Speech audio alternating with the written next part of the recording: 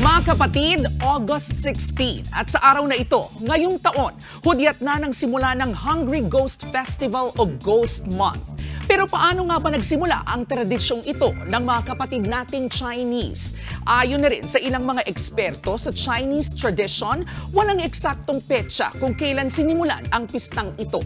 Pero sa paniniwalang Taoism, ang Ghost Month na tinatawag ding Zhonghuanji, ipinagdiriwang tuwing ika-15 araw ng ika-7 lunar month. Dito raw, lumalabas ang mga tinatawag na hungry ghost para maghanap ng makakain. Ang mga debotong Taoist, bumibisita sa mga temple para naman magkumpisal at magdasal.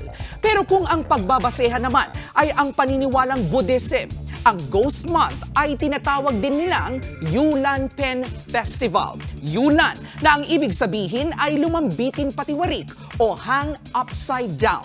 Pen naman para sa lalagyan na puno ng alay o offerings. Ang kwento rito, ang mga Buddhist, nagsimula ang pista sa pagtatangka noon ng disipulo ni Buddha na si Mulian na sagipin ang kanyang ina sa pagdurusa sa ika-15 araw ng ika-7 lunar month. Sinasabing ito ang nagpasimula ng tradisyong Chinese na magdasal sa kanilang mga yumaong ninuno. Bukod dyan, nakagawian na rin ng mga kapatid nating Chinese na mag-alay ng maraming pagkain tulad ng kanin, langis, delata, prutas at marami pang iba. Marami rin silang iniiwasang gawin o pamahiin tulad ng di pagsusuot ng pula, di pagpapaputol ng buhok, di pagpapakasal at di pagtuloy ng iba pang malalaking desisyon sa buhay.